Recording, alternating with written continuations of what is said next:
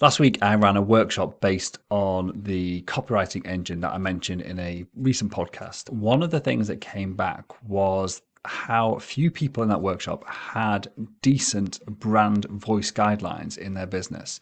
And they wondered why their staff struggled to write emails that sounded on brand like them. And also why, if they are using AI, that it just didn't work and you spent more time editing stuff than actually the benefits you get from it. So today I wanted to actually share something that I shared on that workshop that got really good feedback, and that is my actual brand voice document. And my hope is that by sharing this with you, it'll explain the kind of stuff that I've found really helps not only AI, but humans to write more authentically, to write more on brand, and to make your emails, messages, social media posts, blog posts, whatever it is that's being created for you, sound like you. I hope this helps. So the question is this: how do entrepreneurs like us, who don't have an endless supply of cash, how do we leverage the best apps, virtual assistants, automation tools, and systems to scale our businesses, increase our profits, and have more time to do what we love to do each day? That is the question, and this podcast will give you the answer. My name's Dr. Steve Day, and this is Systemise Your Success. Okay, so in this episode, I'm going to walk through the 10 sections of my brand voice document. This is, in my opinion, the most important of the collection of documents that I use to train both AI and humans to write like me. This allows people to create drafts for any type of content that's going out, whether it's a social media post, an email, a blog, whatever I need to do, or just replying to somebody's complaint or query or a customer inquiry or a new client or whatever it is. I have an ability to get other people or AI to actually draft things for me. Now, I use the word draft here importantly or specifically because I don't want to give the impression that you should use AI and just create stuff and send it out, because doing that can very quickly damage relationships. Humans like speaking to humans, and the minute they pick up that they are speaking to an AI and it's obvious that an AI wrote something, they lose trust in the person that's delivering that, in my opinion. And so I get AI or humans to draft everything that I do now. It saves me hours and hours every single week, but I always cast an eye over it. I'm always tweaking stuff. I'm often happy with the result. I don't have to tweak anything, but actually sometimes I do. And I'll give you an example today that the AI used all my copywriting engine, created the emails to promote my latest podcast, and it presented the draft to me. Now, there's a couple of things in there that was like, this sounds like an AI. This isn't right. Something's gone wrong here. So I pushed back on it and I asked it to actually identify those things that weren't humanized and to actually update my brand documents so that in the future, those kind of things aren't done again. And this is an iterative process. I'm constantly updating this and constantly adding to it. I also noticed that it actually hadn't picked up the main thread of the episode. Actually, no, I lie. I didn't notice that. My virtual assistant did. She actually spotted and said to me, look, Steve, I don't think this has actually picked up the main thread. You were talking about humanization or the amplification of being a human by using AI to do other stuff. That was the main thread. And so what I did was literally just take what she told me and put it back to the AI, and then the AI rewrote the whole email, much more focused on the actual thing that I was talking about in that episode. And that second run, because I'd already prompted it and said, hey, don't use AI stuff, make sure that it's actually humanized. I didn't have to change a single word, but I still read it to make sure it was on brand. And it's the way I would have written it if I had written it myself. So I'm just using the tool of AI to do the time-consuming hard work for me, but I'm not giving the AI total control over what gets said, because it still has to come from me. It has to be authentic.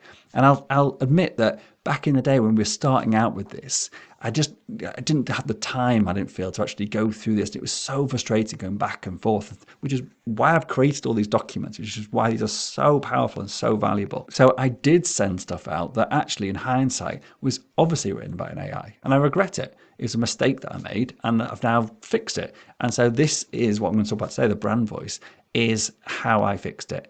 this and other documents. So the other documents that I actually use are, I have a content rules, which are general rules that apply to every single part of content, just to give the AI structure and also direct the AI to the other documents it can use and tell it when to actually pull on them. Brand voice, I'm going to discuss today. There's also a founder story, and that goes deep into all the stuff that I experienced. There's a vision, mission, and values document, which explains why I do what I do. There's an ideal client document. And then there's a bunch of other documents that are specific for channels. So emails or podcast promotions or blog posts or different channel copywriting, for example, social media or LinkedIn, whatever. And so that collection of documents allows me to now get my AI to do everything for me. And if you're interested in building all those for yourself, I do run or have a copywriting engine workshop, which you can come along and actually get a prompt, which will build all these for you. If you head over to sys.academy/guides and download the brand voice document, my brand voice documents, I'm going to give you as an example on there, then you'll be on our mailing list, and therefore you'll also get invited to that when we next run a live session. And I may also have it on my website, so you can actually go and have a look on our website, systemsandoutsourcing.com or Systemise Your Success. There should be one on either of those or both of those websites. So with all that said, let's move on and actually go through the brand voice document. And just a little caveat here that when you go through this, and I encourage you to stay and listen to this, even though you've got the link to go and get this document now, is because I want to explain why I've put this stuff in and how important it is. But then once you've got this, you could get the document I'm going to share with you, which is my own brand voice guidelines, because I think it's just good to have an example sometimes. That's why I'm giving you this. If you take that example, you could give it to the AI and ask it to then quiz you to actually make it more your own, actually turn it into your own brand voice. That is kind of what my entire workshop is about, but we also build all the other documents in there as well. So you can decide if you want to come to the workshop or not. If not, then just you can use this brand voice documents and get started. So let's just go through the 10 sections. So the first section is just the overview. It describes what this document is and what it isn't. This is super important for the AI to understand, should I use this in this context? For me, the brand voice gets applied to pretty much everything. But some of the other documents, for example, the email examples, the email guidelines, that would only be used when I'm writing a specific type of email. So if the AI reads that intro and goes, hold on a minute, I'm not writing a promotional email, but for some reason I've started reading this, it'll just stop and it won't actually incorporate that in. So it's a really useful check to have that at the beginning. Next, we have something called the brand frequency. And I've not come up with all of these words. The AI has generated these section headings, if you like, along with documents and learnings that I've come across over the years. And I've been developing this stuff for 10 years and working with marketing coaches and copywriters and AI to try to actually get this to work. And now it does. These are the sections that it's included. So first of all, we have the brand frequency. This is, and it's all in third person, so I'm going to read it in the third person to save me having to translate it in my head as I'm writing it. So it says, the overall feel of Steve's brand is an intersection of these four qualities: playful yet potent, deep but direct, structured and spacious, grounded and authentic. And there's a little bit of description about what each of those means. The tone is calm authority meets genuine human connection. Steve meets people at the edge of burnout and guides them back to clarity. The writing should feel like that: steady, sure, and on their side. And this to me is so important, because if your company sells something, whatever that something is, a lifestyle change, or a car that's super efficient, or you're a coach and you help people be totally focused, or you help people be creative, whatever it is that you actually do, your writing needs to emulate that. So the meta learning that people go through as they read your content is that I get the feeling, without even knowing it, of what the result will be of working with you. And I think that is something that I learned from a brilliant marketing coach that I work with and still work with. And it was something that actually I didn't realize how important that was, that what we say tells people how we think, and how we think is going to be how we deliver, and how we deliver will be what the results are. And so super, super important learning. Next section is the voice rules. And it says, I'll read what it says. These are non-negotiable in all content. So here I've got use British English, write as if talking to a person over coffee, use you and I, never we in our team, because it's coming from me and I want it to be personal. You may not have that. That's fine, depending on your business. I use short sentences, one idea per sentence, punch, don't waffle. Starting sentences with and but and so is encouraged, because that's the way I speak. I say, so all the time. And so I don't ignore that, or don't push that out of my writing, because actually that's just the way I write. I use white space as punctuation. I make sure there's not too much clutter on the page. And I trust the reader's intelligence. So I don't want to over-explain stuff. And this is something that actually naturally I do. And I'm probably doing it in this podcast because that's just my natural state sometimes. But that's not the way I want to be.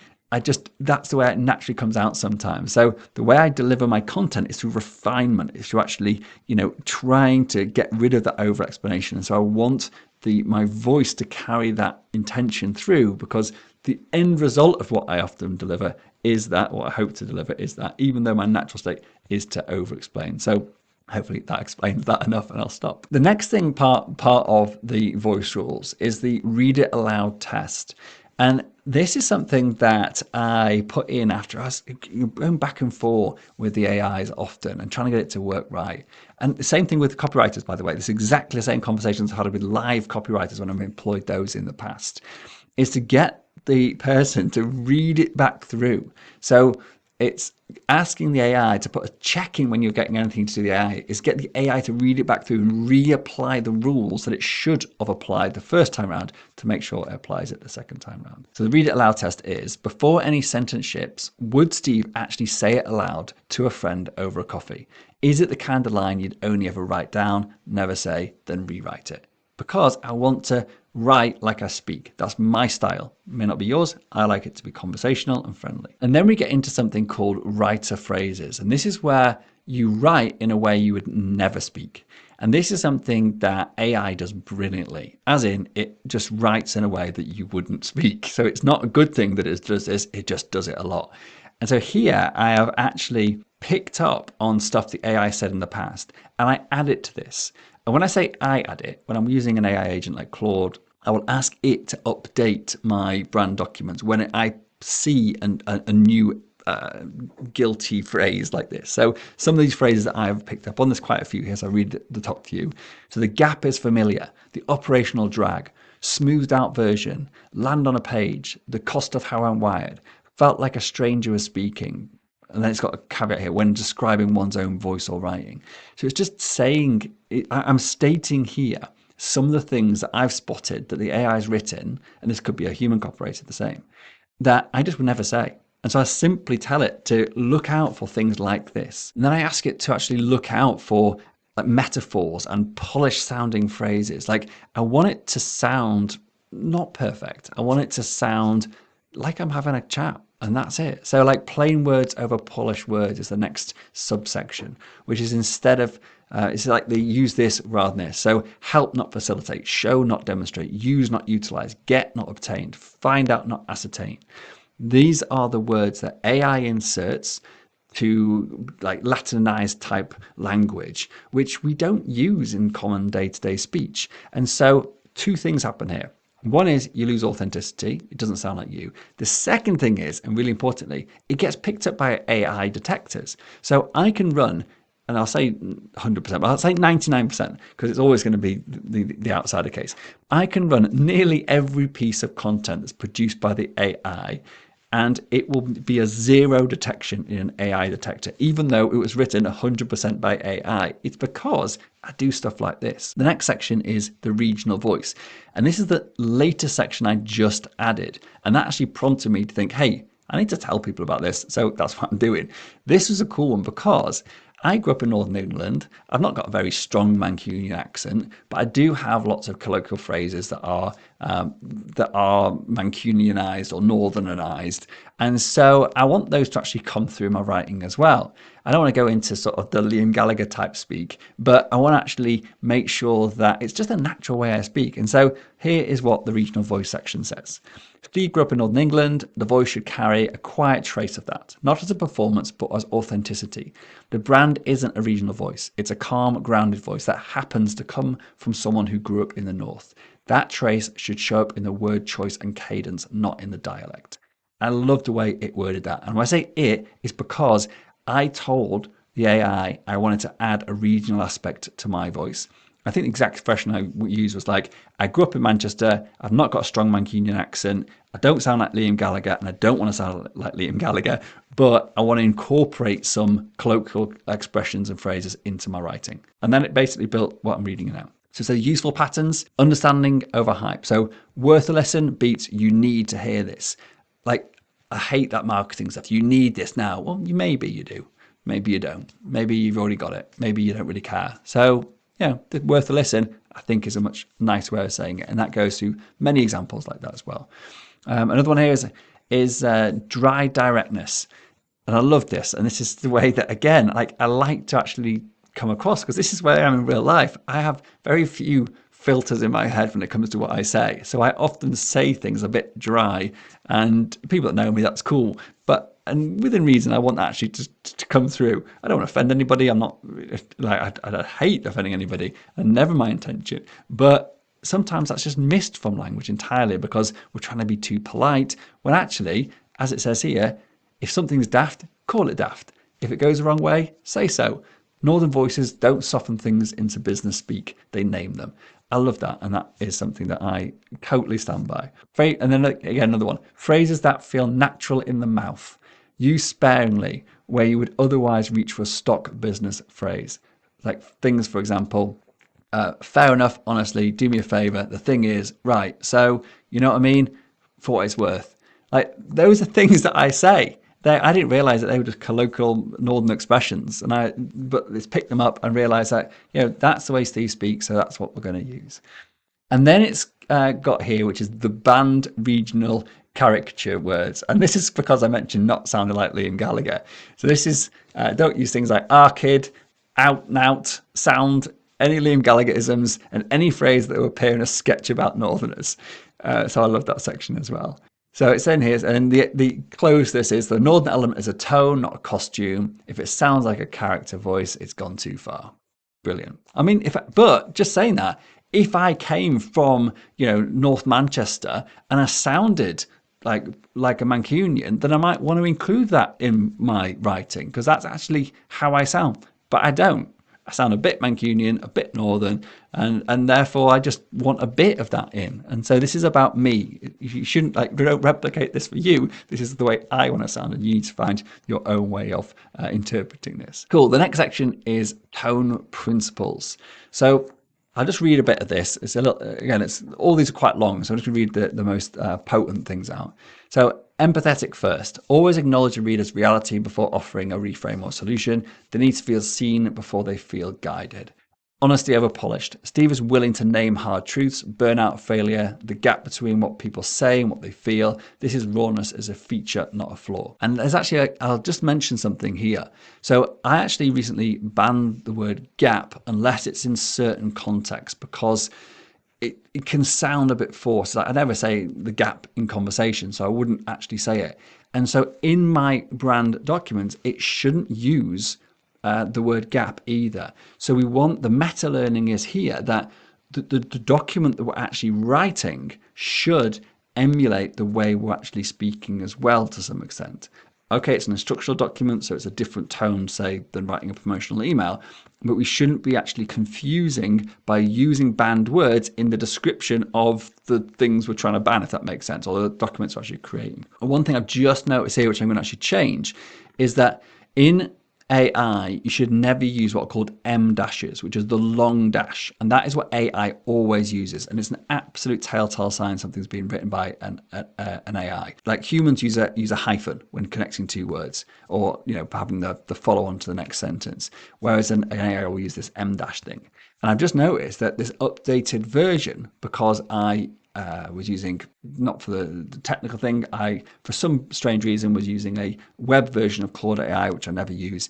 And I don't think it picked up on my brand guidelines, because this document now, my brand voice, has M dashes in it. I just spotted it a second. So I'm going to actually, as soon as I finish this, update that and remove all the M dashes, or I get Claude to remove all the M dashes, because I don't want those to filter into anything by confusion. Like, the way we present things to the AI should be the way they're used as well. Hopefully that makes sense. Cool. So cover the tone principles. So catalytic, not pushy. So content invites reflection, opens possibilities. It never pressures. The reader should feel drawn forward, not pushed. And then grounded authority. Confidence comes from experience, not assertion. Steve doesn't tell people what to do. He shares what he's learned and lets his readers find themselves in it. So the next section is vocabulary. And I'll just say that in my content rules, I have a specific section for avoiding detection by AI. And there's a long list of words, of phrases, of idioms, of metaphors, of expressions, of analogies, etc., that I build on over time to avoid me being detected by any AI. So like I was saying before, every time I see the AI saying something that I wouldn't really say, it sounds a bit AI-ish, I'll add it to that list of banned stuff.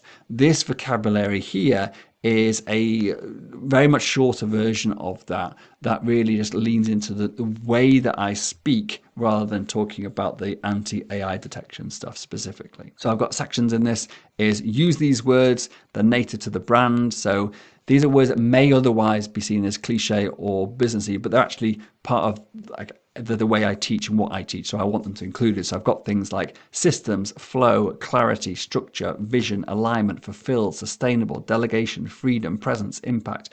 All these things, I wouldn't use them in conversation when I'm speaking, but actually because they are core to what I actually teach and train and coach people on, then they need to actually be allowed. Then I have a section with banned phrases, like specific banned phrases. And here, as I said before, it references the content rules document. So these documents can talk to each other. And in AI, you can have, I think it's, well, at the time of my last reading about this, in Claude, you can have 5 layers of reference before it starts getting confused. I don't actually go that deep. I just have 2 layers, typically one document referencing another, but it means you don't have to duplicate yourself. And in my opinion, you should never duplicate yourself. If you've said something once, like my list of banned AI words, I want to have one place that gets updated. I don't want to have to think about updating in 2 places. So referencing other documents allows you to make your rules or the skill knowledge documents, make them modular, and so different parts can be reused in different skills in different places without you ever duplicating anything. So that's a really good example here. So other banned phrases are things like honest, unlock, leverage, game changer, synergy, deep dive, up level, soul led, scale up, hustle, grind, tribe, passion. Again, these are things that I don't use. Actually, I do use passion, but not as a standalone noun. I use it as passionate, for example. I want to work with passionate entrepreneurs, and therefore that is one of my allowed words, even though it's actually a banned when it's used as a noun. Then I've got banned phrases, similar to banned words, but these are things which I've just directly picked up on. There's only 2 in this, my readers and gap closed, because I was like, I don't really use those expressions, so I just add them. And again, when I say this, just to keep repeating myself, but when I say I add this, I just go to the AI, I would never say that. Can you update the brand documents? And then it goes away and does it for me. I'm not constantly having to go and update these things. Cool. And then next section, sentence style. And this is exactly what it says in the tin. This is what my version is. Short and direct. One idea lands, then the next. Build rhythm through contrast, no repetition. And it's got an example. Examples are great, by the way, for anything like this. So not more to do, more to feel. Not a strategy, a reset. Not pushing harder, seeing more clearly. That's the way I write. I like to write. Not every sentence, but it creates that rhythm, that direct punchiness. It's not grammatically brilliant. They're very short sentences and they start with the same word. There's repetition in there. So if you're not careful, if you want that, I should say, you've got to actually state you want that, because it's not actually a really good way to write. Like repeating the same word at the beginning of a sentence repeatedly is not great English use, but it actually creates impact. And that's, in these circumstances, what I want to do. And I've also said like vary sentence length, because I have lots of very short sentences, like 3 words in my writing, like I've just described then. But I also want to balance that and have actually normal length conversations or sentences as well. Next, we've got the structural pattern. And this is really just about story writing. So it's lessons that I've learned over the years about writing content that pulls people through to the end. And so you might have a different version of this. For me, it's empathy hook, name the problem, reframe it, gesture towards an answer, and an invitation. There's a 5-step story arc. And there's different variations of this depending if I'm writing a promotional story email as a bit more of an in-depth version of this, but this is the general overview because this is in my main brand voice document. I then have my core brand truths because these underpin everything I do. And I'll just read actually exactly what it says. So these are the anchoring beliefs that underpin everything Steve says and does. Content should reflect these, not quote them verbatim. They embody them. So align your vision with your true self for sustainability. Create systems that support your flow, not suffocate it. And freedom isn't tomorrow's goal, it's how we choose to live today.